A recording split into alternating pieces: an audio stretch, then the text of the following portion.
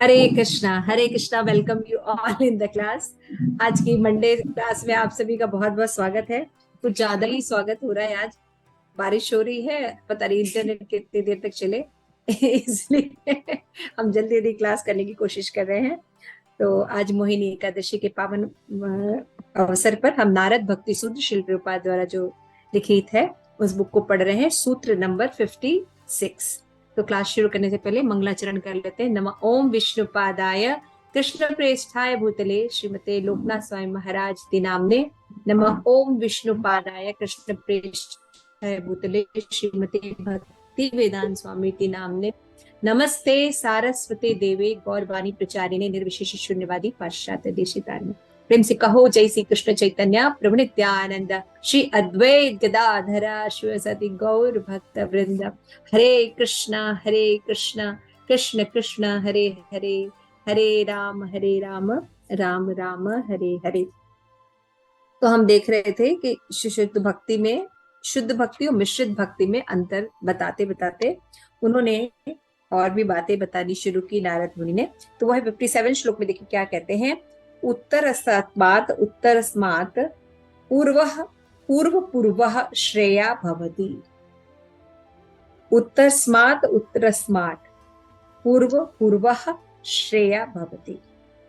तो उत्तरस्मात् का मतलब है उत्तर उत्तर क्रम से, पूर्व पूर्व यानी पूर्व पूर्व क्रम से, श्रेया यानी भवती उत्तम मानी जाती है। अब क्या ये कह रहे हैं, थोड़ा समझने वाली बात है। पिछला श्लोक भी काफी हमने डिस्कस जो किया था 56, उसमें हमने कई बातें डिस्कस की थी, उसी से ये रिलेटेड है कि प्रत्येक पूर्व अवस्था आगामी अवस्था से उत्तम मानी चाहिए, है ना। जो आगे आने वाली चीजें हैं वो मतलब उत्तम मानना चाहिए। जो पिछली अवस्था है और जो आने वाली अवस्था है, आगामी अवस्था को पूर्वी अवस्था से श्रेष्ठ मानना चाहिए। तो क्या कहने का मतलब है, क्या कहा होगा बताइए, थोड़ा सा अपना दिमाग लगाइए, क्या कहा होगा भक्ति से रिलेटेड। अगर हम आपको 2-2 मिनट बोलने के लिए कहें बिना पढ़े, सोचिए जरा, आप लोग हमें देखिए, हाँ ऊपर देखिए सब लोग, थैंक यू। तो क्या कहने की कोशिश कर रहे होंगे नारद मुनि। यस प्रेम पद्मिनी माता जी। जैसे कि सतोगुणी भक्ति जो है वो रजोगुणी भक्ति से श्रेष्ठ है, रजोगुणी भक्ति तमोगुणी भक्ति से श्रेष्ठ है। और मतलब जो बिल्कुल कुछ नहीं कर रहा तो उससे जो भी थोड़ा बहुत कोई व्यक्ति कर रहा है तो उससे श्रेष्ठ है। मतलब जो हाँ, ये नेक्स्ट स्टेप है वो बिल्कुल सही पिछले है। वाले स्टेप से मतलब अच्छा है। ठीक है, आनंद प्रदा। हरे कृष्णा माता जी, धन्यवाद प्रणाम माता जी। क्योंकि हमारा कुछ ना करने से, कहते हैं ना, कुछ ना करने से बेटर है अगर कोई भी अगर अगर जैसे हमारे 3 गुण है, सतगुण रजगुण तमोगुण। तो अगर हमारा और इसमें 2 चीजें निकलती है माता जी। एक तो ये कि अगर हमारा बेस मजबूत है, अगर हमारा नींव मजबूत है, तो हमें आगे जो हमारी भक्ति है उसको करने में हमारी उसको उत्तम है, तभी तो हम लोग आगे बढ़ेंगे। तो इसलिए जो बेस हमारा है, जो हमारा है, वो हमारा जो अब हम करने वाले हैं उससे उत्तम, वो उससे बेटर मानी जाती है। क्योंकि हमेशा हम भक्ति में ऊपर को जाने, मतलब हमारा ध्येय क्या है कि हम भक्ति में ऊपर जो है अपने अंतिम लक्ष्य तक पहुंचना चाहते हैं। तो जैसे जैसे हम अपने एक के बाद एक सीढ़ी पे चढ़ते जाते हैं, तो वो सीढ़ी जो हमारी पहले वाली है वो हमारे आगे का निर्णय लेती है। उत्तम भक्ति है मतलब जो हमारा भक्ति का पहले है, श्रद्धा सब करते करते तो हमारी वो ही हमें सहायक करती है माता जी। इसलिए वो उत्तम मानी जाती है, क्योंकि उसी की सहायता से हम आगे बढ़ते हैं। ठीक है, काफी काफी माता जी ने बताने की कोशिश की कि जो आने वाली अवस्था है, जो प्रेजेंट टेंस में है, जो अवस्था चल रही है, वो पिछली अवस्था से श्रेष्ठ होती है। तो ये थोड़ा सा सूत्र में बात की जा रही है, लेकिन किस लक्ष्य में बात की जा रही है, बिल्कुल सही कहा। अगर कोई रजोगुणी भक्त पर सतोगुणी भक्ति है कर रहा है और वो एकदम गिर के रजोगुणी या तमोगुणी में आ जाए, तो एटलीस्ट तमोगुणी में बना रहे, है ना। फिर तो यानी ऊंचाई से जो भक्ति के वर्णन करते, अभी शुद्ध भक्ति के वर्णन किया है नारद मुनि ने, किसका वर्णन किया है पता है ना। शुद्ध भक्तों के ये लक्षण होते हैं, ये लक्षण होते हैं, पढ़ा ना आपने। अभी वहां पे करने के बाद कि चलो भाई शुद्ध भक्ति नहीं कर रहा है, लेकिन अगर मध्यम भक्ति कर रहा है तो वो भी कर ले। भाई मध्यम भी नहीं कर पा रहा है तो एटलीस्ट क्या करे, मतलब प्रायोरिटी वाली भक्ति करे, न करने से बेटर है कि वो करे, है ना। तो पिछले श्लोक में हमने देखा था कि जो भक्त होते हो क्या होते हैं, एक एक ही को प्रधान मानते हैं, है ना, एक ही भगवान को प्रधान मानते हैं। और दुख आदि भौतिक प्रेरणा के द्वारा भक्ति में आने के अनुसार गौड़ी भक्ति 3 प्रकार की होती है। यानी 3 भौतिक गुणों में से किसी एक की प्रधानता के अथवा दुख आदि भौतिक प्रेरणा के द्वारा भक्ति में आने के अनुसार गौड़ी भक्ति 3 प्रकार की होती है। तो श्रेष्ठ भक्ति शुद्ध भक्ति होती है, और जो गौड़ भक्ति यानी जो निकृष्ट भक्ति होती है वो जो होती है वो भी कितने प्रकार की होती है, 3 प्रकार की होती है, सतोगुणी रजोगुणी तमोगुणी। पढ़ा इसमें एक पॉइंट में कहना चाह रही हूँ, यदि आप कहें तो, कि जैसे जो पिछला चैप्टर हमने पढ़ा है 56, उसमें 1-2 पॉइंट है। यदि हम जैसे उसमें बताया है कि यदि कोई व्यक्ति, जैसे हम जैसे शुद्ध भक्ति के बारे में पढ़ते हैं, तो शुद्ध भक्ति को पढ़ के लगता है कि शुद्ध भक्ति बिल्कुल ऐसी चीज है कि जैसे एक सपने के समान है, मतलब ऐसा लगता है हमें। तो हमें ऐसा नहीं समझना, इसमें यही बताया गया है कि हमें शुद्ध भक्ति को एक अप्राप्य स्वप्न नहीं समझना है, लेकिन उसको ऐसे भी समझना कि एक सहजिया रूप में भी समझना कि अरे सहज बस ऐसे ली, थोड़ा सा तुमने कुछ किया और तुम्हें शुद्ध भक्ति मिल गई, ऐसी भी नहीं है। तो मतलब दोनों ही लेवल्स को हमें समझना हो कि शुद्ध भक्ति स्वप्न भी नहीं है और शुद्ध भक्ति सहज भी नहीं है। लेकिन उसमें ये बताया जाता है कि तो लेकिन उसमें फिर ये चीज है कि मतलब यदि कोई व्यक्ति 3 गुणों में भी भक्ति कर रहा है तो वो भी बुरी अवस्था नहीं है, क्योंकि यदि वो कुछ भी नहीं करेगा तो फिर तो कहीं भी नहीं पहुंचेगा। ये वो 3 गुणों में कर रहा है तो एटलीस्ट ये उम्मीद है कि धीरे धीरे वो इम्प्रूव करेगा और एक दिन वो शुद्ध भक्ति में भी प्रवेश कर सकता है। यस तो इसलिए बिल्कुल ठीक कहा, बिल्कुल ठीक कहा बादा जी ने कि यहाँ पे मतलब सर्वोच्च अवस्था भी बताई गई है, लेकिन साथ में सर्वोच्च अवस्था बता के जो उनसे नीचे भक्ति कर रहे हैं उनको डिमोरलाइज नहीं कर रहे हैं नारद मुनि। वो कह रहे हैं कि अच्छा है कि कुछ नहीं करने से तो अच्छा है कि कोई भक्ति करे, है ना। तो जब हम प्रचार, मैंने बार बार बोला, जब हम प्रचार करने जाते हैं या अपनी लर्निंग के लिए हमारी कई दशाएं आती हैं जीवन में, कभी हम बहुत बहुत अच्छी भक्ति करते हैं, कभी किन्हीं कारणोंवश हमारे जो पुनारे अनर्थ हैं उनके कारण हमारे अंदर ऑब्स्टिकल्स आते हैं, भक्ति में कुछ ऐसे परिस्थितियां आ जाती हैं, तो उसमें निराश होने की बात नहीं है। नारद मुनि पॉजिटिव हमें दे रहे हैं कि जैसे आपने भागवता में भी बोला कि मात्रा स्पर्शास्तु कौन्तेय, भगवद गीता में पढ़ा ना, शीतोष्ण सुख दुखदा, जैसे कि सर्दी गर्मी की ऋतुएं आती हैं तो भगवान ने क्या कहा, वैसे ही सुख दुख आते हैं, उनको क्या करना है, हमें टॉलरेट, सहन करना सीखना। क्योंकि सुख है ठीक है उसको सहन करें क्योंकि ये भी बीत जाएगा। उसी तरह अगर बहुत दुख है तो उसको भी अगर हम सहन करें और भगवान के भजन में लगे रहे, भगवान कहते हैं ये भी बीत जाए, ये भी दिन बीत जाएंगे। तो इसीलिए कहा जाता है चलते रहने, यानी आने वाली जो अवस्था है वो पूर्व अवस्था से हमेशा श्रेष्ठ होती है ना। तो इसलिए बोले प्रत्येक पूर्व अवस्था आगामी अवस्था से उत्तम मानी चाहिए। तो हम अभी इसको देख लेते हैं कि सतोगुण में भगवान की पूजा रजोगुण की पूजा से उत्तम है तथा रजोगुण में पूजा तमोगुण की पूजा से उत्तम है। अपनी माँ को अपनी शिक्षाओं में भगवान कपिल मुनि त्रिगुणों के प्रभाव से संपादित भक्ति में सेवा की व्याख्या करते हैं। हे भद्र नारी, साधक के विभिन्न गुणों के संदर्भ में भक्तिमयी सेवा के विभिन्न मार्ग हैं। द्वेषी, ढोंगी, उग्र, क्रोधी तथा पृथक रहने में संतुष्ट रहने वाले व्यक्ति द्वारा संपादित भक्तिमय सेवा तमोगुणी मानी जाती है। अलगाववादी व्यक्ति द्वारा भौतिक सुख तथा यश तथा ऐश्वर्य की कामना में मंदिर में की गई विग्रह पूजा रजोगुणी भक्ति मानी जाती है। जब कोई भक्त परम पुरुषोत्तम भगवान का पूजन करे तथा सकाम कर्म में मतवालेपन में मुक्त होने हेतु अपनी क्रियाओं के फल उनको अर्पण करे तो वो भक्ति सतोगुण में होती है। इस तात्पर्य में श्रील प्रभुपाद मुख्य शब्द भिन्न दृक् अर्थात अलगाववादी दृष्टि वाले रखने वाले की व्याख्या करते हैं। भिन्न दृष्टि, इसका अलगाववादी का मतलब क्या होता है? अलगाववादी शब्द को सावधानी पूर्वक समझना चाहिए। अलगाववादी वह है जो अपनी रुचि में भगवत रुचि से अलग देखता है। मिश्र भक्त रजोगुणी और तमोगुणी भक्त सोचता है कि भगवान की रुचि भक्त के आदेश का पालन में है ऐसे भक्तों की रुचि भगवान में उनकी इंद्रिय तृप्ति हेतु अधिक से अधिक लेने में होती है। यह अलगाववादी मानसिकता है कि ये जो फिलॉसफी है, आप देखेंगे कि बहुत ज्यादा पाया जाता है ना। तो अभी हम आप लोगों को 2 मिनट का टाइम दे रहे हैं। ये जो आपने भी पढ़ा अलगाववादी, अभी हम इसको लास्ट पैराग्राफ पढ़ लेते हैं। तथापि अलगाववादी मानसिकता के बावजूद ऐसे मिश्र भक्त अनुग्रहित हैं, क्योंकि यदि वे शुद्ध सात्विक शिक्षकों के मार्गदर्शन में भक्ति में सेवा का संपादन प्रारंभ करें तो क्रमशः शुद्ध भक्ति तक उठ सकते हैं।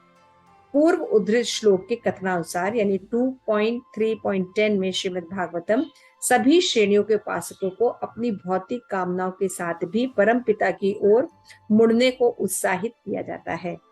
अपने तात्पर्य में श्री प्रभुपाद लिखते हैं कि जैसे अमिश्रित सूर्य किरण अत्यंत प्रभावपूर्ण होती है, इसीलिए तीव्र कहलाती है, उसी तरह श्रवण कीर्तन आदि का अमिश्रित भक्ति योग सबके द्वारा आंतरिक कामना से अनपेक्ष पालन किया जा सकता है। थोड़ा सा हिंदी क्लिष्ट है, समझना होगा और समझाना भी होगा, ठीक है ना। तो मैं आप लोगों से ये रिक्वेस्ट करूंगी, यहाँ पे शील प्रभुपाद की जो बात लिखी अलगाववादी, श्रीमद् भागवतम का लिखा ना कि अलगाववादी शब्द को सावधानी पूर्वक समझना चाहिए। मिला सबको, है ना। तो कृपया इन 4-5 जो लाइन है इनको अच्छे से पढ़िए और फिर अपने शब्दों में इसको एक्सप्लेन कीजिए। 2 मिनट पढ़िए इसको, इस लाइन को, और आप मुझे एक्सप्लेन करके बताइए कि इसमें क्या बताया जा रहा है।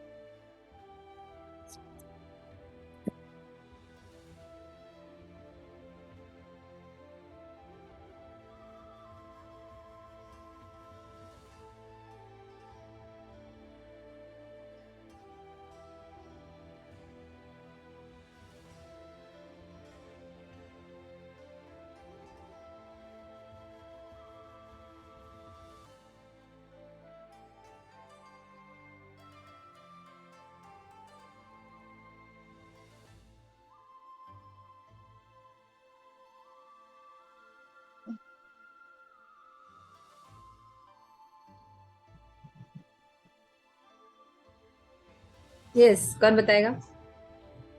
आनंद प्रथा, कोशिश कीजिए। हरे कृष्ण माता जी। जैसे आज के इस युग में माता जी, हम हर वक्त हर समय हम जब अगर कभी न्यूज खोलें तो यहाँ हमें हमेशा अलगाववादी शब्द बहुत सुनने को मिलता है।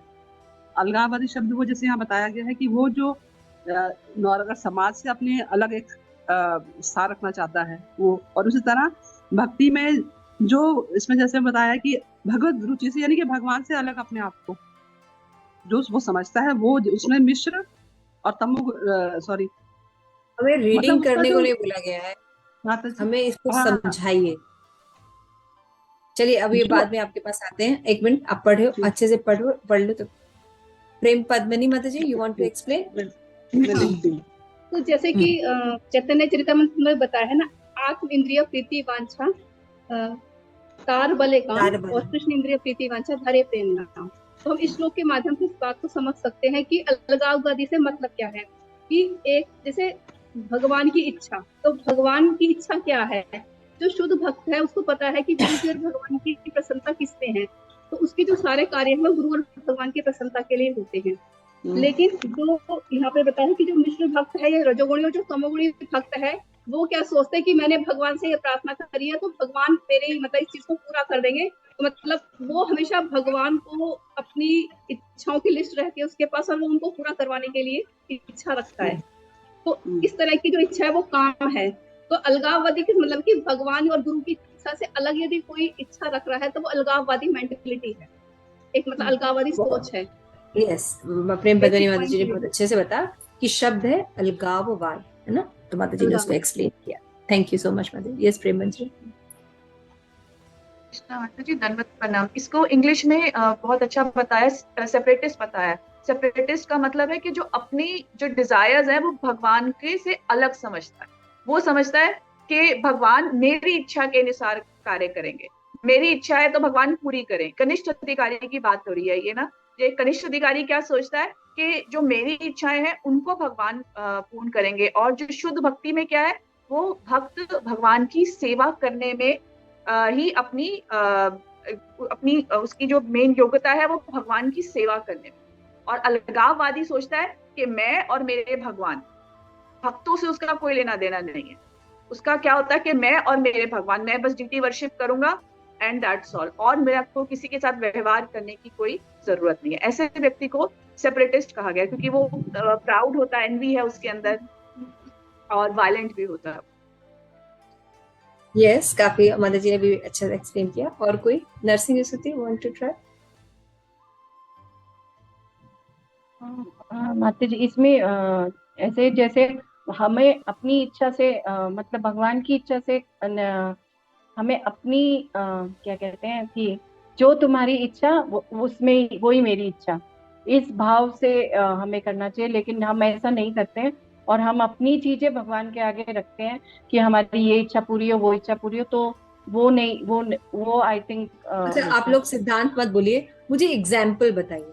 अपने जीवन में आपके बहुत से एग्जाम्पल होंगे या कहीं देख भी सकते हैं, कोई एग्जाम्पल्स बताइए, सोचिए। एग्जाम्पल जैसे हम लोग पहले जैसे माता रानी की पूजा करो या शिव जी की पूजा करो, जो भी करते थे, तो हमें हमेशा इच्छा से करते थे कि कि जैसे माँ मुरादे पूरी कर दे हलवा बाटूंगी, इस टाइप की हमारे डिजायर्स होते थे। हमने कभी ये नहीं सोचा कि भगवान की क्या इच्छा है या भगवान क्या सेवा करवाना चाहते हैं हमसे। हम उस तरफ कभी भी हमने फोकस नहीं किया। पूजा करते थे लेकिन कुछ वो नहीं होता था, not to please God, it was just please to ourself, अपनी खुशी के लिए, अपनी सेटिस्फेक्शन के अपनी लिए, इंद्रियों की सेटिस्फेक्शन के लिए। ठीक है, और कोई एग्जाम्पल? हरे कृष्ण। जैसे माता जी, आज हम देखते हैं कि लोग मज़ारों पे जाते हैं या शिरडी साईं बाबा के जाते हैं, बोले जी, या गुरु जी के, जो आजकल बोलते हैं। मुझे अक्सर कई लोग कहते हैं हमारी रिश्तेदारी में कि भाई वहां जाना चाहिए, क्योंकि वहां तो एकदम हम पता है माला माल हो गए। और आप इवन मुझे कई लोग बोलते हैं कि जो गुरु जी के जितने भी शिष्य हैं वो सब बहुत ही रईस हैं, जो उन्होंने भी उनको लिया। तो उसमें क्या है, वो यही बात है, अलगाववाद है, कि जिसमें हमारी इच्छा, भौतिक इच्छा, खासकर आध्यात्मिक तो नहीं, भौतिक इच्छा जहाँ पे हमारी पूरी हो और शॉर्टकट हो, कि हमने कोई इच्छा करी और कुछ दान किया और हमारे को मिल गया। इसीलिए आज यही कारण है कि हिंदू जो है कई कई जगह बटे हुए हैं। कुछ जाते हैं मज़ारों पे, कुछ शिरडी साईं बाबा के, और कुछ गुरु जी के। मतलब आज ही मैं सब्जी लेने गई थी, तो मुझे वो बोले, मैं जाप कर रही थी उस समय, तो उन्होंने मुझे बोला, जो मालिक थे, कि आप हमेशा ऐसा करते हो, मैं आपसे पूछना चाहता हूँ कि क्या मिल रहा है आपको। मैंने कहा, आप यहाँ बैठे हो तो आपको क्या मिल रहा है? आपको धन मिल रहा है, आपने 8-10 लोग रख रखे हैं, आपको तसल्ली है? कह रहे नहीं, मेरे मन में बहुत परेशानी और वो है, तो मैं चाहता हूँ कि आप मुझे इसको बताइए कि मैं किस तरह से सेटिस्फेक्शन मिले मुझे। तो बोले, आप ये क्या करते हो? उन्होंने पूछा, मैंने सारा बताया, तो बोले कि मैं आपके घर आना चाहता हूँ और मैं इस बारे में मैं जिज्ञासु हूँ। फिर मैंने प्रभुपाद के बारे में बताया। तो माता जी, वो जिज्ञासु है, तो उसको शायद कुछ ठाकुर जी कृपा हो जाए, वरना आजकल सिर्फ यह है कि हमें धन चाहिए, हमारे को मकान चाहिए। तो ऐसा बहुत सारा होता है। तो उसी तरह से जो भक्त है, भक्त टोटली सरेंडर करता है, टोटली। उसके लिए वो कहता है कि भगवान, अगर मेरी इच्छा पूर्ण हो तो ठीक है, ना इच्छा पूरी हो तो और भी अच्छा, पूर्ण हो तो अच्छा, ना पूरी हो तो और भी अच्छा। इसलिए वो हर स्थिति में, हर हर क्षण वो भगवान की इच्छा को ही सर्वोपरि रखता है। उसकी अपनी इच्छा कुछ भी नहीं रहती, और उसको उस भगवान की इच्छा को पूर्ण करने में उसको जितनी खुशी होती है, उसको अपनी इच्छा रखने में खुशी नहीं होती। तो भगवान ऐसे इन्हीं भक्तों के अंदर जो है भगवान जो है करते हैं।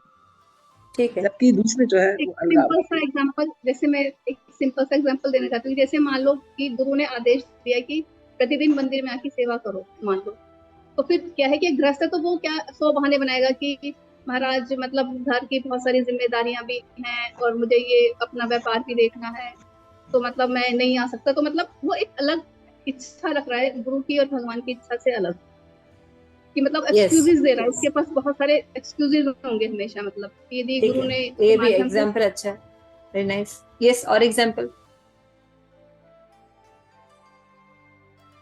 हरे कृष्णा।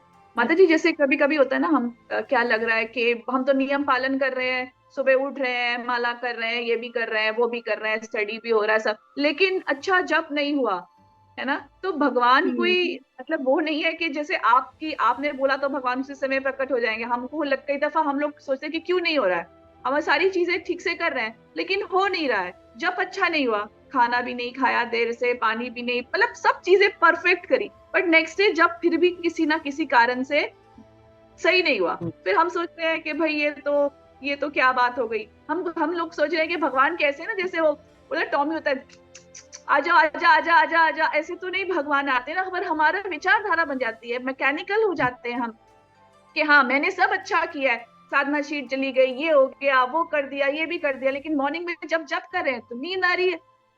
तो हमको लगता है कि भगवान इतने सरल हैं, तो ये भी हम लोग अपने आप पे प्राउड होने लगता है कि हमने सब ठीक किया तो जब भी हमारा अच्छा होगा।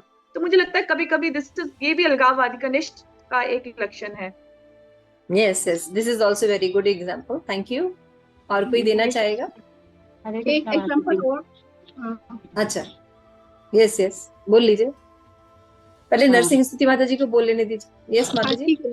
हाँ, माता जी अभी जैसे एकदम से मैं रियलाइज किया, जैसे मैं बताया कि नरसिंह देव जी की प्रार्थना कर रहे हैं हम, नरसिंह देव जी की प्रार्थना करते हैं कि अपनी प्रोटेक्शन के लिए। तो जैसे आज सुबह क्लास में भी प्रभु जी बताए थे, तो वो हम जैसे भय से कि नरसिंह देव जी जो है, हाँ अगर वो हम उन्हें प्रार्थना करेंगे तो he will always protect us. तो वो हम एक अंदर हमारे अंदर भय होता है, हम डर के भी पूजा कर रहे हैं, या कि नरसिंह देव जी की पूजा नहीं करेंगे तो कोई कुछ अनिष्ट ना हो जाए, कुछ गलत ना हो जाए, तो मन में एक भय सा रहता है। तो उस भय से हम पूजा करते हैं, या भय से हम नरसिंह देव जी को हर वक्त स्मरण करते हैं। तो वो भी आई थिंक इसमें ही आता है। अभी एकदम से ऐसे मुझे लगा इसे, क्योंकि इसका मतलब है कि जब हमें भय लगे, आपको क्या लगता है कि हम बिल्कुल शुद्ध भक्ति करते रहते हैं, नहीं, हमें कभी भय नहीं लगता है? जैसे आप लोग ने भी सबने एग्जाम्पल दिए, वो सब कभी परिस्थिति हमारे सामने नहीं आती है, हम बिल्कुल अच्छे चलते रहते हैं, और ये सब बिल्कुल ऐसा ऐसा थोड़ा थोड़ा और सोचना चाहिए आप लोग। मैं समथिंग और चाहिए मुझे। यस, पद्मिनी माता जी, यू माता R G, saying something.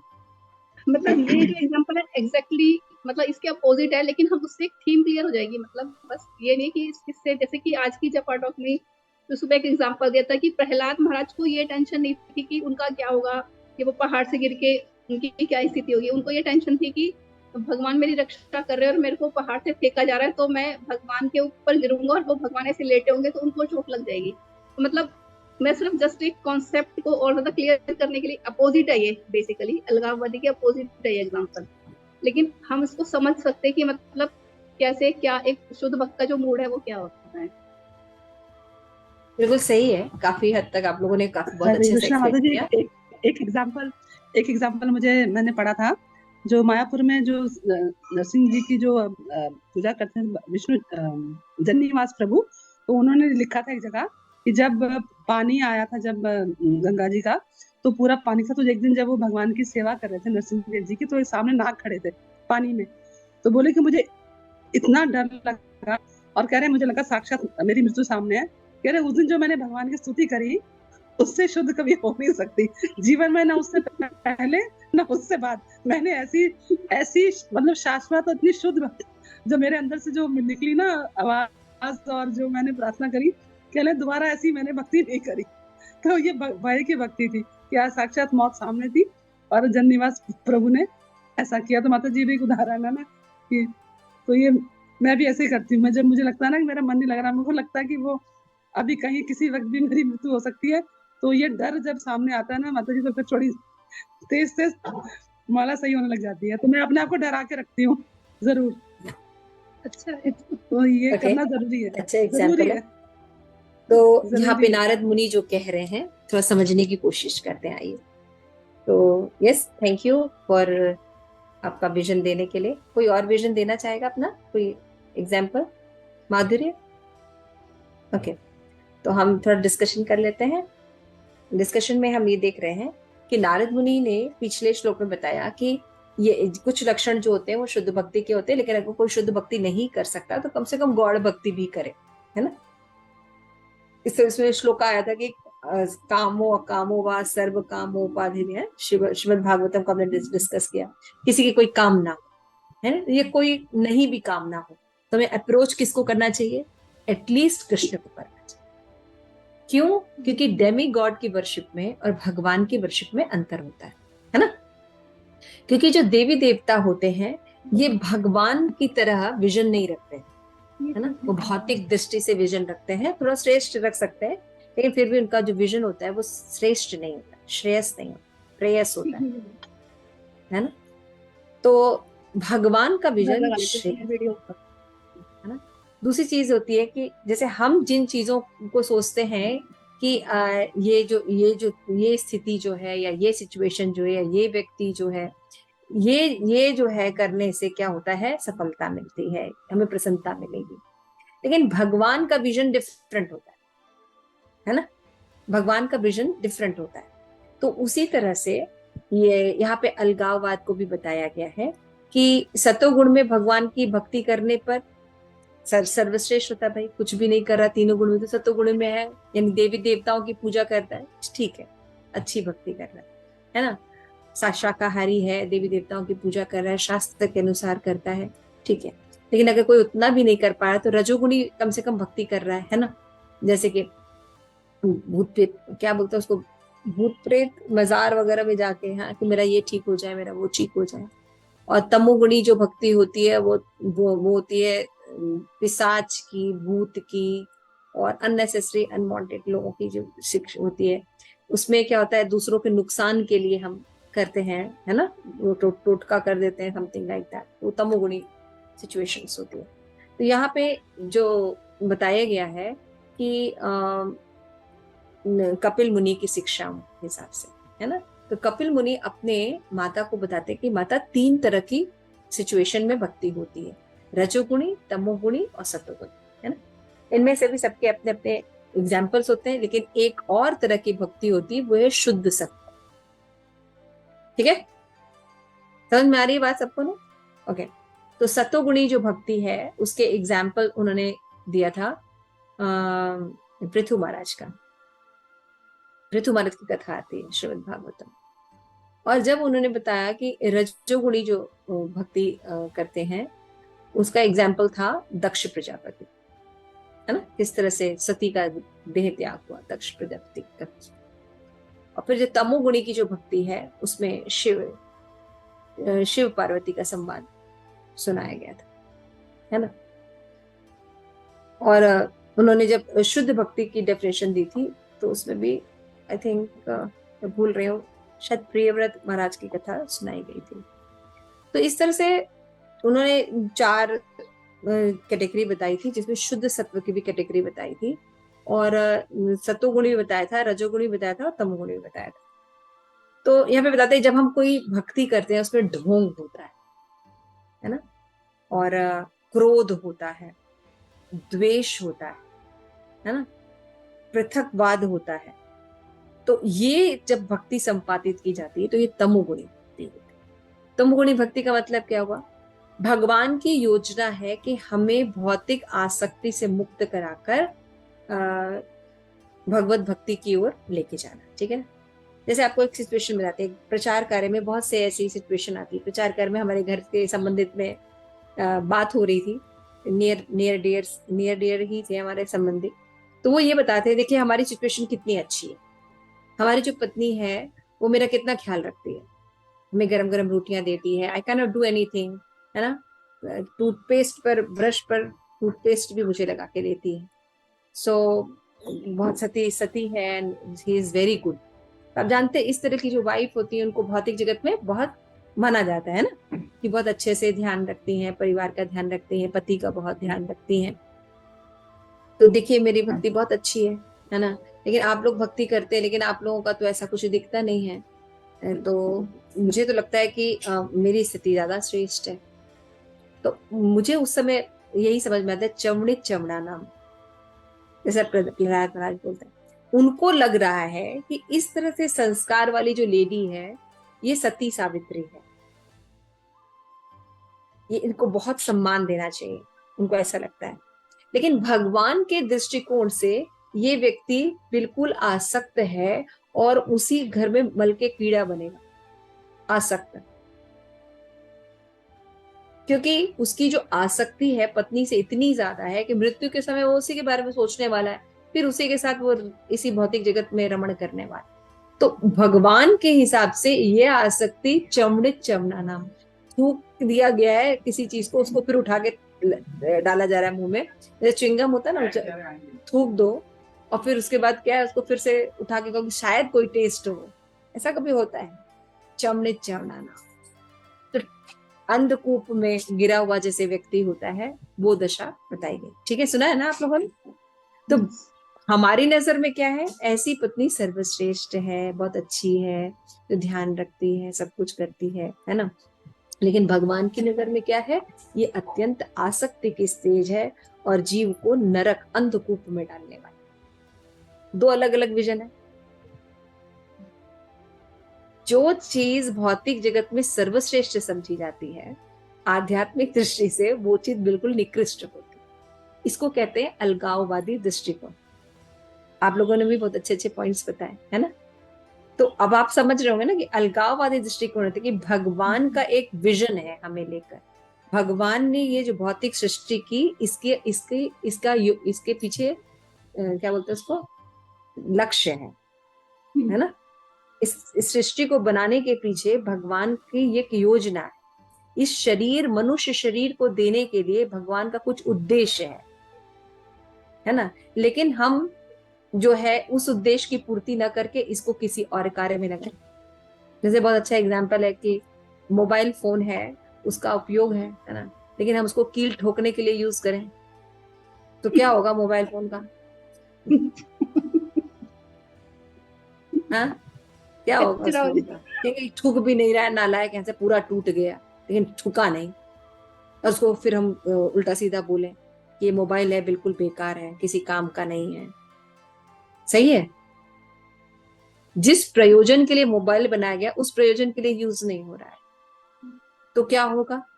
Mobile भी टूट जाएगा और उसका कोई प्रयोजन भी सॉल्व नहीं होगा, भी नहीं टूटेगा और हम भी असंतुष्ट रहेंगे ना, हमेशा दुखी रहेंगे। अब मोबाइल का फोन जिसलिए बनाया गया है कि उसको यूज करें, फोन करें, उसके लिए अगर किया जाएगा तो क्या होगा? सही रहेगा ना। उसी तरह से भगवान ने ये सृष्टि बनाई है कि जीव जो है वो भगवत धाम वापस जा सके, इसके लिए सृष्टि की गई है। तो अगर हम भगवत धाम जाने का प्रयास करते हैं मनुष्य शरीर में, तो आप देखेंगे हमारी परिस्थितियां अनुकूल रहेगी, हम कभी भी हम असंतुष्ट महसूस नहीं करेंगे। क्योंकि हमने पढ़ा है ईशोपनिषद में ना, ओम पूर्णमदा पूर्णमिदम पूर्णात पूर्णमुदच्यते पूर्णस्य पूर्णमादाय पूर्णमेवावशिष्यते। भगवान पूर्ण है और भगवान से निकलने वाली जितनी भी इकाइयां हैं वो भी पूर्ण होती हैं। लेकिन भगवान से इतनी इकाइयां पूर्ण निकलती है, फिर भी भगवान पूर्ण बने रहते हैं। पढ़ा था ना आप लोगों ने? तो यानी भगवान पूर्ण है और भगवान से जो भी चीज निकलती है वो भी पूर्ण रहती है। लेकिन हम कहते हैं कि भगवान से ही, भगवान की सृष्टि ये भौतिक जगत है, अगर पूर्ण है तो हम दिन भर इतनी अपूर्णता का अनुभव क्यों करते हैं? सही है ना। प्रभुपाद के अनुसार, इस श्लोक के अनुसार क्या है कि भगवान पूर्ण है, भगवान से निकलने वाली जितनी भी चीज है वो भी पूर्ण है, यानी भौतिक जगत जो है पूर्ण है, इसमें कोई दिक्कत नहीं। लेकिन हमको दिन भर अपूर्णता का एहसास क्यों होता है? क्योंकि जिस प्रयोजन के लिए भौतिक सृष्टि रची गई है वो प्रयोजन के लिए हमारे कार्य नहीं हो रहे। भगवान से अलग हमारा मत है, भगवान से अलग हमारी डिजायर्स हैं। मोबाइल फोन का इस्तेमाल हम कील ठोकने में कर रहे हैं, जबकि इस तरह से ये सृष्टि बनाई गई है कि अगर हम भगवान के निर्देशों का पालन करते हैं तो हम सुखपूर्वक रह सकते हैं। इन 9 द्वारपुरी में जो 9 छेद हैं शरीर के, उस देह में हम सुखपूर्वक रह सकते हैं और आगे की भी डेस्टिनेशन, आगामी डेस्टिनेशन भी हमारा सुखी हो सकता है। जैसे सेक्स लाइफ हमारे शास्त्र में मना नहीं है, लेकिन धर्म के साथ सेक्स लाइफ रहने के लिए भगवान ने कहा। इवन भगवान ने ये कहा है कि धर्म के साथ रहकर जब हम काम उत्पन्न होता है, जो एक स्त्री पुरुष में संबंध होता है, वो मैं हूं भगवान। तो काम को मना नहीं किया गया है, वो तो एक प्लेजर है, वो एक डिवाइन प्लेजर है ना। लेकिन जब धर्म युक्त किया जाता है, कृष्ण संस्थान उत्पन्न करने के लिए किया जाता है, तो भगवान करते हैं वो उस क्रिया को करने से मतलब धर्म की स्थापना होती है, धर्मयुक्त पुत्र आता है, धर्मयुक्त पुत्री जन्म लेती है। लेकिन जब हम इस काम को भगवान के मत के अलग अपने मत के लिए यूज करते हैं, यानी हम जो है एलिसिस सेक्स करते हैं, अवैध स्त्री पुरुष संग करते हैं, है ना, धर्म के साथ नहीं रहते, स्त्री स्त्री संग होता है, स्त्री पुरुष पुरुष पुरुष संग होता है, आप देखते हो ना, कई तरह से सेक्स को यूज करते हैं। अब ये सेक्स जो है ये हमारे पाप का, हमारे दुखों का कारण बन जाता है। लेकिन जब हम भगवान से अलाइन है तो सारी चीजें क्या है, कोई मना नहीं है, बल्कि भगवान कह रहे तो धर्म युक्त कार्य है। लेकिन जब हम भगवान से अलग मत रख के अपनी इंद्रिय तृप्ति को अपने अनुसार यूज करते हैं, है ना, कुछ भी करते हैं, तो उसका फिर रिजल्ट जो होता है वो गलत। समझ गए, ये होता है अलगाववाद सिद्धांत। और भी कई एग्जाम्पल्स आप लोग दे सकते हैं। तो यहाँ पे यही बताई गई है कि अलगाववाद जो रुचि को भगवत रुचि में अलग देखता है, भगवान की जिस चीज में रुचि होती है उसमें नहीं रखता। इसीलिए भक्त का जो विजन होता है वो होता है तत्ते अनुकंपान सुसमीक्षमान भुंजान एक आत्मकृतम विपुकाम हृदय वाक बद्री विदुन नमस्ते जीवेत मुक्ति पदे से धाय भाग। भक्त नेगेटिव परिस्थिति में भी देखता है, जैसे मान लीजिए पुत्र उत्पन्न हुआ, लेकिन पुत्र जो है आपकी आज्ञा का पालन ना करता हो, आपसे द्वेष रखता हो, उल्टा सीधा करता हो, कलयुग का लक्षण है ना, तो भक्त कैसे देखता है, ये तो बहुत अच्छा है क्योंकि अगर पुत्र अगर हमारा आज्ञाकारी होता तो मेरी आसक्ति इन चीजों में लगी रहती। ये तो भगवत कृपा है मेरे ऊपर कि ये जो मेरा पुत्र है बिल्कुल ऑपोजिट है, कोई आसक्ति नहीं है, अब भगवत भक्ति की तैयारी करो, है ना हमारी आसक्ति ठाकुर जी ने काट दी। दिस इज द ते अनुकंपा। भगवान ये तो आपकी अनुकंपा है। प्रहलाद महाराज से पूछा गया आपको दुष्ट ये जो हिरण्यकश्यप इतना दुख दे, मुझे तो दुख हुआ ही नहीं। कहते हिरण्यकश्यप कहते मुझे तो कोई दुख हुआ ही नहीं, मुझे तो भगवान हमेशा प्रोटेक्शन करते थे, मुझे तो कोई एहसास ही नहीं हो रहा था। लक्ष्मण को जब बाण लगा था, है ना, तो मूर्छित के अवस्था से जब उठे थे, उन्होंने जब भगवान को देखा तो भगवान के मेरी वजह से तुम्हें कितना कष्ट हुआ, कितना तुम्हें कष्ट हुआ। कि कष्ट तो मुझे था ही नहीं, मैं तो आराम से लेटा हुआ था, कष्ट तो आपको हो रहा था है ना। तो भक्ति में तो बहुत सुंदर दशाएं प्रेम पद्मिनी माता जी जैसे कहा कि हिरण्यकश्यपु का अलग मत है, वो सोचता है वो भगवान है, लेकिन प्रहलाद महाराज कहते हैं कि नहीं पिताजी, भगवान आप नहीं, भगवान विष्णु है, और जहां से आपको मति मिलती है उनसे विपरीत होने के लिए, वहीं से मति मिलती है मुझे उनकी भक्ति करने के लिए। और मुझे ऐसा लगता है कि हम सबको सब कुछ त्याग कर बन जाना चाहिए और एकमात्र भगवान की शुद्ध भक्ति करनी चाहिए। यही सर्वश्रेष्ठ ज्ञान मैंने सीखा है।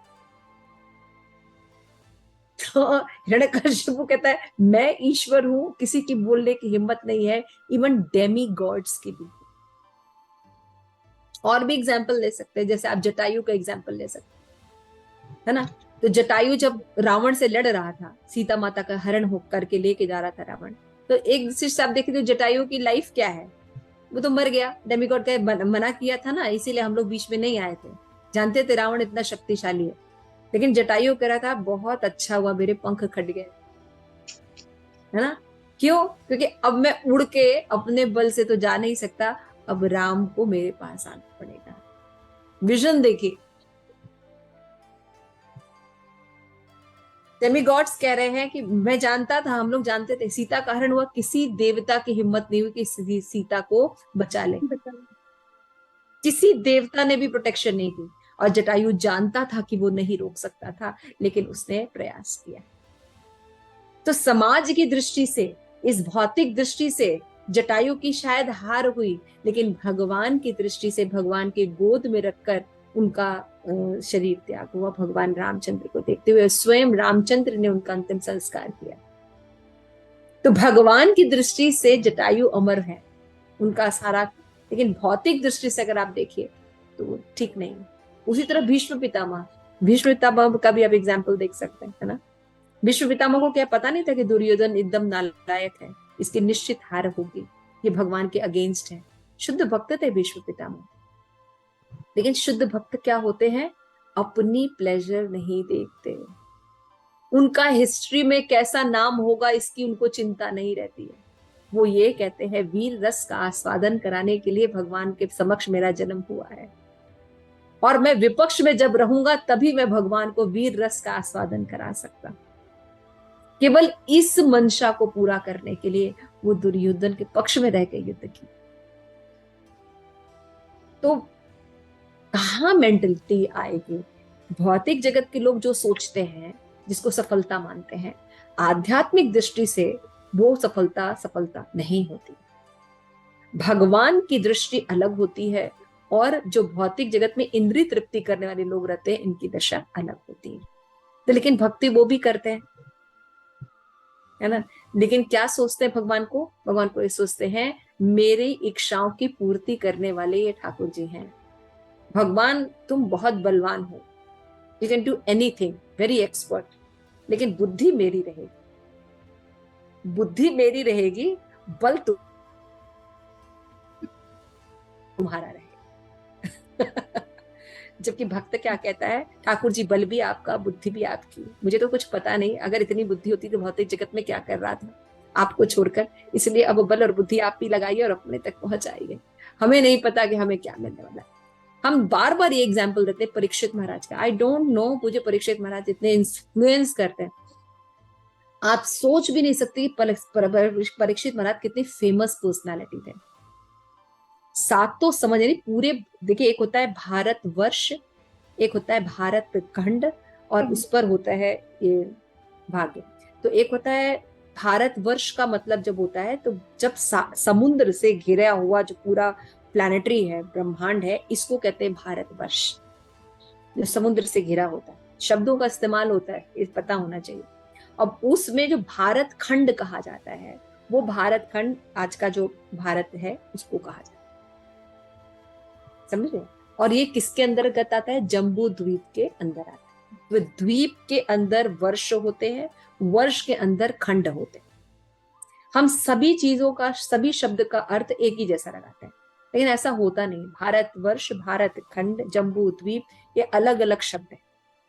आप लोग जब संकल्प करते हैं तो बोलते हैं ना, भारत जम्बू द्वीपे, भारत वर्षे, भारत खंडे, है ना, संकल्प ले रहे हैं आप, है ऐसे ही पढ़ते हैं ना। तो ये मतलब समझ में आना चाहिए। कई द्वीप हैं, 7 द्वीप हैं, उन 7 द्वीपों में वर्ष होते हैं, उन वर्ष में खंड होते हैं, है ना। तो आप समझ लीजिए भारत खंड पर, यानी आज जो ब्रह्मांड में जितना भी नक्शा आप देख रहे हैं, उसके जो समुद्र भी हैं, इनको इंक्लूड करके जो राज्य था, वो राज्य था युधिष्ठिर महाराज का। उनके जो वंश में है राजा परीक्षित, इतनी फेमस पर्सनालिटी, है ना, जो हमेशा ब्राह्मणों का हिताय करने वाले हमेशा रहने वाले, वो एक ब्राह्मण के श्राप के से मर रहे थे। सोच के देखिए कितनी इंसल्ट वाली बात है। वो भी सांप के काटने से, वो भी सांप के, मतलब मरे हुए सर, मतलब ऐसा कार्य जो सोच भी नहीं सकते, पूरे जीवन में उन्होंने कभी नहीं किया, लेकिन उन्होंने इसको कितना मतलब भक्त की दृष्टिकोण। वो कहते हैं कि उनको पता भी चल गया तो वो सोचते थे कि बहुत अच्छा हुआ, I can use this opportunity to going back to Godhead. This is the right time for me.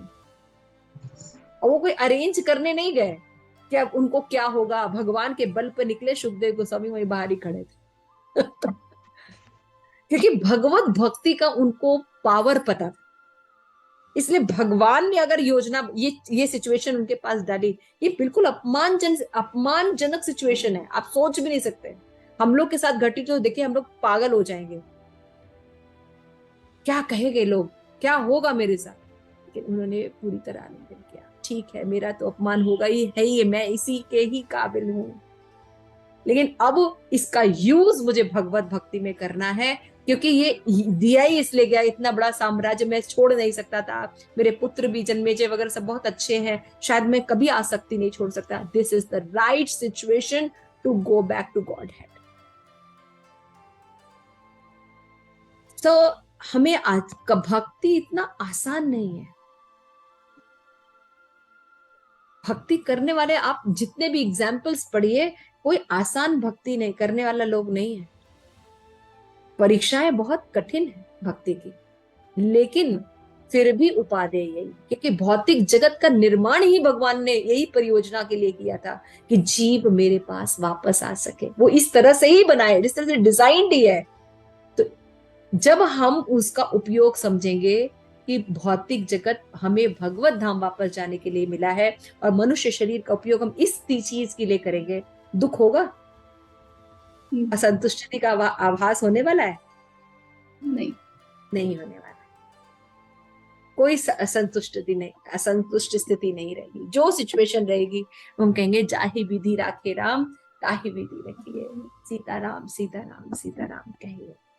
लेकिन जब हम अपनी मति लगाएंगे, नहीं मैं चाहती हूँ कि मेरे बच्चे शुद्ध भक्त रहे अब बच्चे एक नंबर के नालायक निकले, दानव हिरण्यकश्यपु निकले तो क्या करना चाहिए?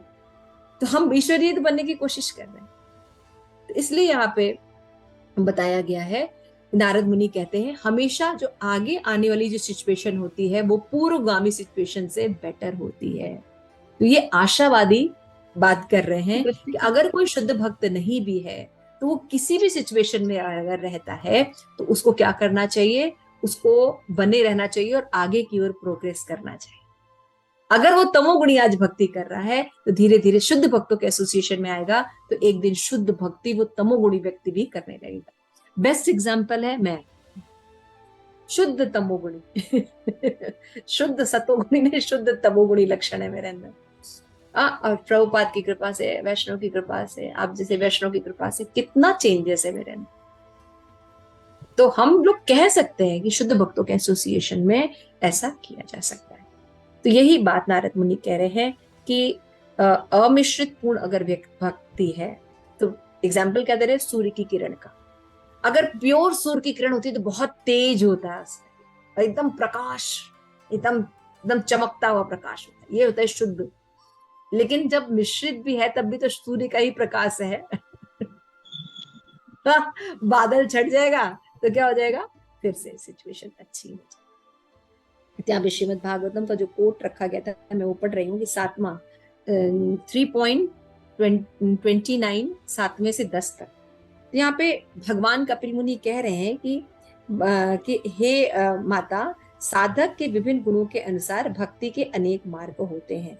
जो लोग ईर्ष्यालु होते हैं, अहंकारी होते हैं, हिंसक, क्रोधी और पृथकवादी व्यक्ति द्वारा की गई भक्ति जो होती है वो तमोगुणी प्रधान होती है ना।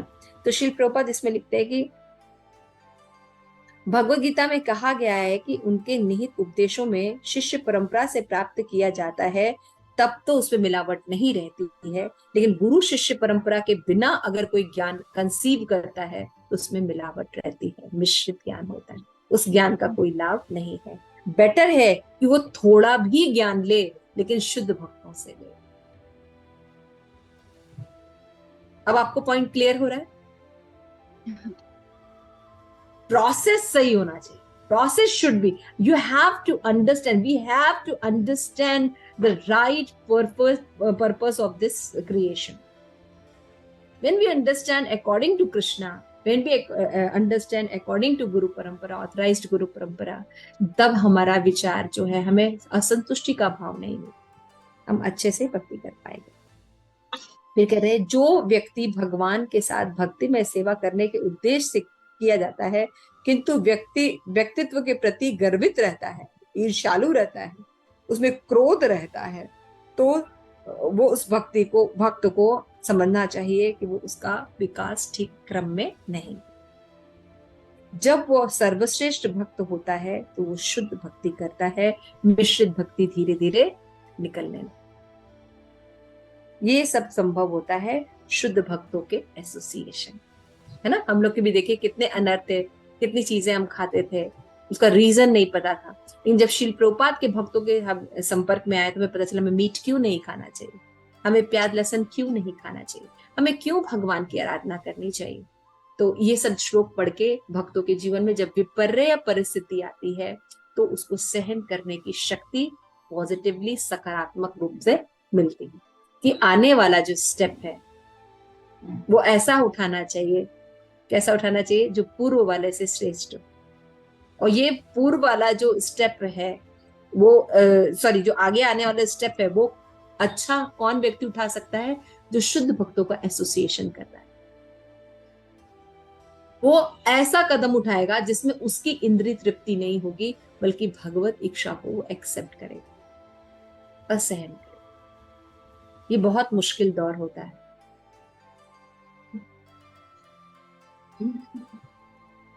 ये सिचुएशन बहुत मुश्किल अवस्था होती है, इतना आसान नहीं होता।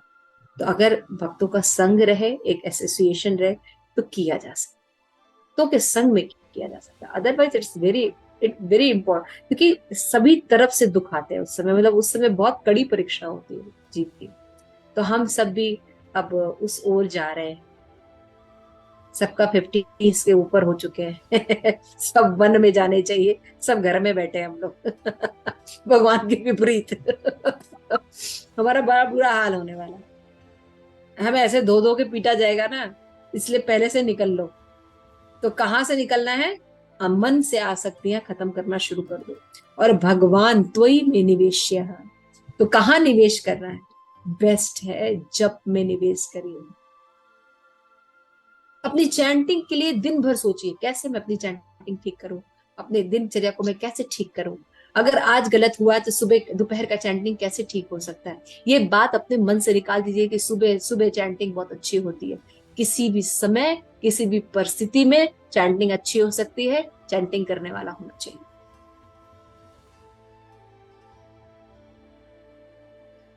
अगर नींद नहीं खुल पाई किसी भी वजह से, आप जो डेली साधना अच्छी हो रही, लेकिन अगर किसी वजह से नहीं हो पाई, आपको हमेशा इसे सब नेगेटिव थॉट, ठीक है अभी मैंने ठीक से सो लिया, अब मैं अच्छे से कंसंट्रेट होकर चैंटिंग करूं।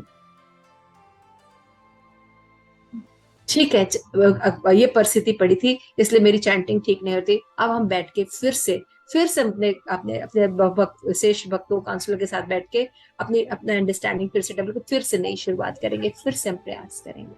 तो दिन भर हमें ये जो आगामी अपना जो ऐसा बनाना चाहिए जो भगवान के अनुकूल हो जाए, और वो होता है अपनी चैंटिंग को इम्प्रूव करना।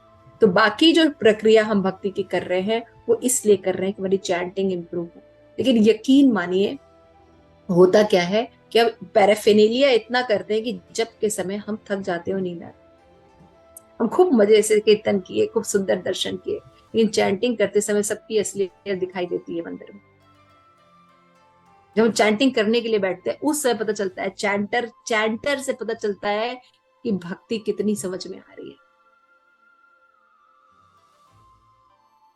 तो पैराफिनेलिया it's okay, we have put very good tilak, they put very good sari, very hairstyle is very good, bead bag is also very good atmosphere is very, very good, Krishna is अब हमारे पास है, प्रभुपाद हमारे पास है, गुरु हमारे पास है। Okay हमने खूब झूम के कीर्तन किया, खूब झूम के नरसिंह आरती गाई, खूब झूम के डांस किया। Now what about chanting?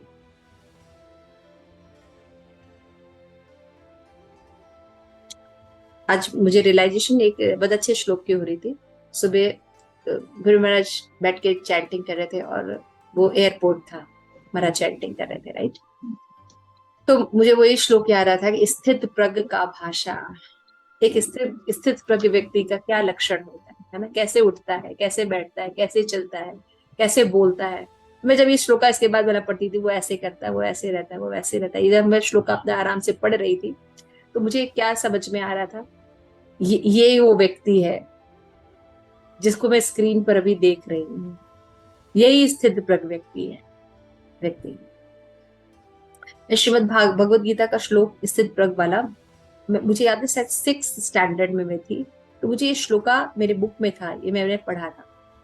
तो मैं सोचती थी ये सिचुएशन कभी किसी की कैसे हो सकती है। I never seen such a personality in this my life. स्थित प्रज्ञ ऐसा भी कोई व्यक्ति होता है, ऐसे ही लिख दिया है इम्पॉसिबल सा था। और आज मैं देख रही थी कि ये पर्सनालिटी मेरे सामने है। वो जो बोल रहे थे, चैंटिंग करते करते लोग मिल रहे थे, लेकिन वो उनका सारा व्यवहार कृष्ण कॉन्शियसनेस। हम देख सकते हैं स्थित का भाषा कैसे बैठता है, कैसे बोलता है, कैसे करता है। और मैंने इसी इसी इसी इसी भाव को लिख के आज गुरु का ऑफरिंग लेटर लिखा। तो होप आप सब भी इस सिद्धांत को लेके चलेंगे और अपनी अपनी ऑफरिंग लेटर लिखेंगे। महाराज की व्यास पूजा आ रही है। कौन सी व्यास पूजा है महाराज की इस बार?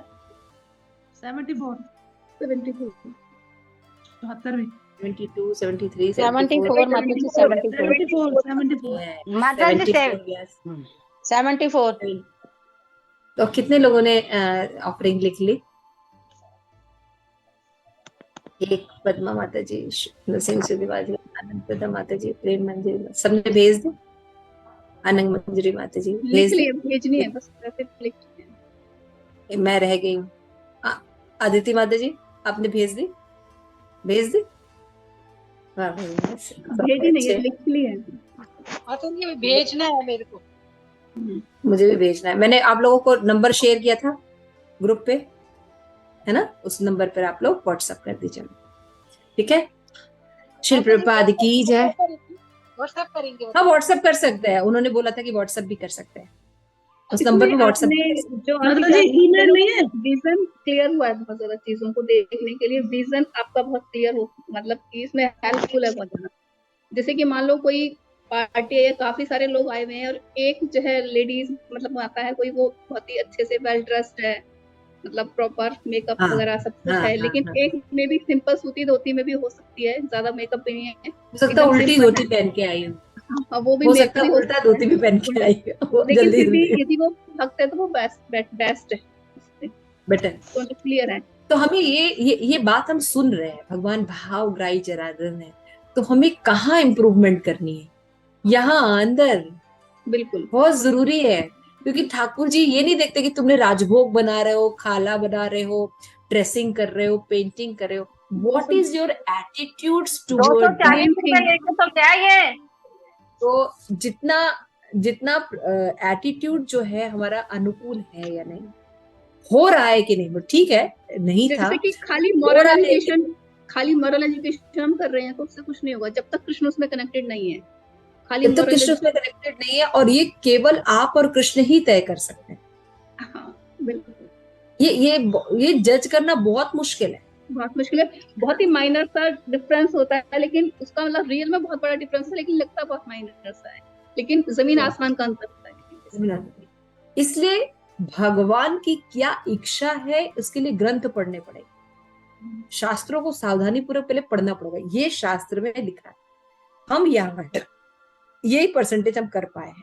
अगर हम ये परसेंटेज भी कर ले तो ऐसे लोगों का संग करेंगे जो कर रहे हैं, तो हमें उत्साह मिलेगा ना। एक कभी कभी होता है जैसे कि नहीं हो पाए, जैसे कभी कभी क्या होता है कि मान लीजिए कोई भी कार्य है जो आप, जैसे मान लीजिए श्रीमद् भागवतम को रोज पढ़ना, नित्यम भागवत सेव्या, मान लीजिए हम नहीं कर पाए, तो हम क्या करेंगे? उस व्यक्ति का संग करेंगे, उन व्यक्तियों का जो भागवत पढ़ रहे हैं नित्यम।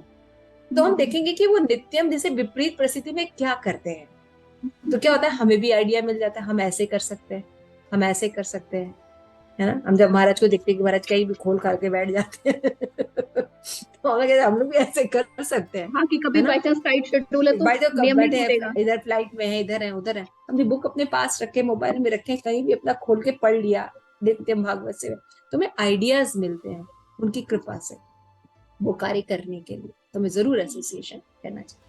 श्री प्रभुपाद की जय। आज नारद भक्ति सूत्र की जय।